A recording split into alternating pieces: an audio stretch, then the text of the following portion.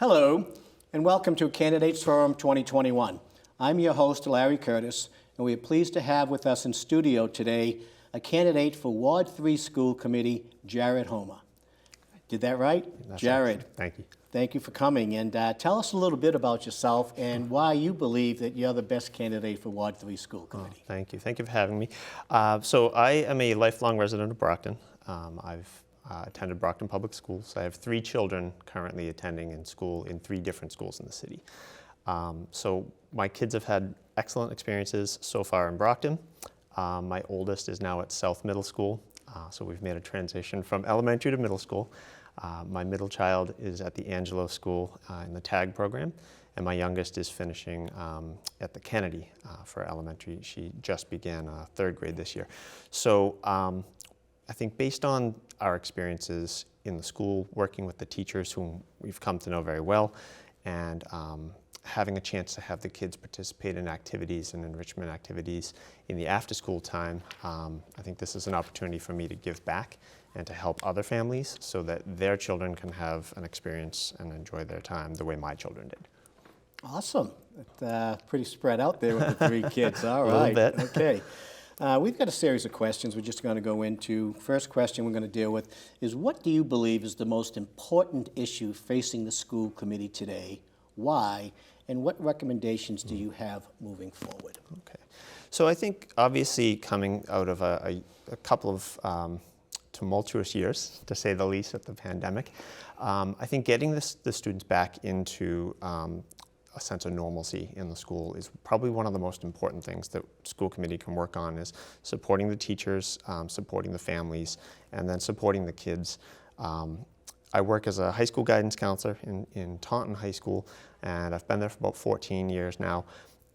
What I'm seeing at the high school level is students who have experienced trauma, students who are coming from a point of disruptions to their daily life at home. And it's a big concern for me that those students can view their high school and their daily experience as a normal routine, a safe place to be, and that they can, continue to move ahead and reflect on this pandemic and their experience, seeing that the schools and the staff and the faculty were supporting them and working to make sure that they were safe. I think in hindsight, I hope that that's what the children will see as they age, when they look back on their experiences. Mm-hmm. Try and keep them in school as much as possible, try and support their needs, be as safe as possible. The ideal situation is in a classroom with teachers. I think we did the best we could in Brockton with my kids doing online classes and remote learning, but we know that that was far from ideal. And I know from my experience, my children struggled with that. Right, exactly. I think that's a very commendable, important issue to look at. And I happen to have been at a meeting where Superintendent Thomas had made the comments about how the 9th grade freshmen today entering high school literally missed their 8th grade middle school years. Absolutely. And now they've gone from middle school, jumped into a high school, with missing a whole year. It's a big challenge. The challenge is there. Sure. So I would agree with that. The COVID issues obviously have had an impact on the education of our students. Do you agree with the school's administration mask mandate policy? Sure. I mean, I think in terms of what the school administration sets in terms of a tone for our students in Brockton is following the guidance of the health professionals. I think it's a health policy issue. I was at a meeting, the school committee meeting the other night, and I was very happy to hear the statistics on the percentage of Brockton residents who are fully vaccinated. Mm-hmm. And the superintendent, I believe, is the one who mentioned that one of the large percentages of unvaccinated are the underage children that can't get the vaccination yet. So hopefully we're moving in that direction too. And like I said before, I think whatever we can do to mitigate safety concerns. I mean, certainly there are kids who come from households where parents might be on oxygen, parents might have serious illnesses. And I think having that opportunity to keep those kids remote for one extra semester, an extra year, whatever it takes, to allow a little bit of opportunity for parents to make those choices is one of the best decisions. I think there's not a one-size-fits-all approach to tackling COVID, but I think we've done a pretty good job offering a couple of opportunities. Brockton's offering that remote option that we didn't offer down in Taunton where I am. So I mean, we're seeing that we're handling it different ways. I kind of appreciate that Brockton's trying to keep things in-house and try and keep the kids together with their classmates as much as possible. So whether it's on a remote class right. or in, it's great. Oh, no, fantastic, What are your feelings on standardized testing? Is it necessary? Should we have it? Sure. Right. So standardized testing, I mean, I think I remember when it started. I was in high school when it started, and I remember being in the study halls waiting for the younger kids to take the test in my senior year. So it's been around for quite a long time. I understand the need for benchmarks and a measuring stick to kind of compare progress from year to year. I think that's certainly an important thing. I think that luckily we come from a region where we value education, and I think that Massachusetts consistently sets the tone and sets the pace for education in the country. And I think that Brockton, as a school district, I think we can get back into that national spotlight too, as a district that is forward-thinking, inclusive. I think standardized test scores show a quick snapshot of how kids are performing during the school year. It doesn't tell the whole story, but I think that Would that snapshot be more of how the kids are doing, or reflection on what the teachers are doing? Right, and I think it definitely does. It does highlight and spotlight some of the areas for improvement for the educators, but I think it also, especially with the MCAS scores from this past year, when students had just returned to the classrooms for a brief time, some kids opted out of taking the test. I think you had a much smaller cross-section of the student population taking the test. So we know that when you compare performance from last year to previous years, plus, I mean, I think they're continuously modifying the MCAS. We have MCAS 2.0 now compared to the previous MCAS, the pencil and paper one. Now we're online. It's not a very easy task, and having proctored it in Taunton as well, and kind of watching how students are struggling with the technology and versus the pencil and paper version, I think there's a lot of pressure put on the test. I think the kids feel that pressure. It's not ideal. There are a few other standardized tests that kids can take that I'm thinking of the national one that it's a random selected student population that participates on that for a national score. I think it would be interesting to kind of see how much longer the MCAS 2.0 version is going to be a relevant test before they add any additional segments. Right now, with only English, math, and biology, I mean, it's leaving out all of the other learning opportunities that the kids are engaged in, and they're not being measured on a standardized test. So it's tricky. I think the standardized testing is a tricky component, but I think that I wouldn't want the standardized test experience to be the takeaway for the students in the schools. I don't want that to be the overriding concern, the fear, the worry about how they're going to perform on the test. I'd rather have the students focus on engaging with their teachers, learning with their classmates, and building school communities. All right, excellent, thank you.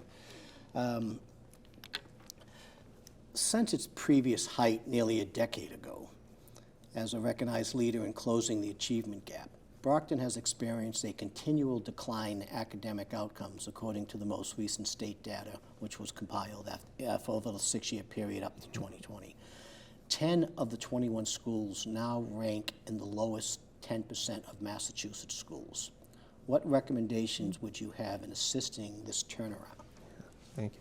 So I think one of the community members had attended a meeting a couple of weeks ago at the Arnone School to talk about the ESSER 3 relief funding, and made a pretty good recommendation about smaller communities and trying to unite the kids.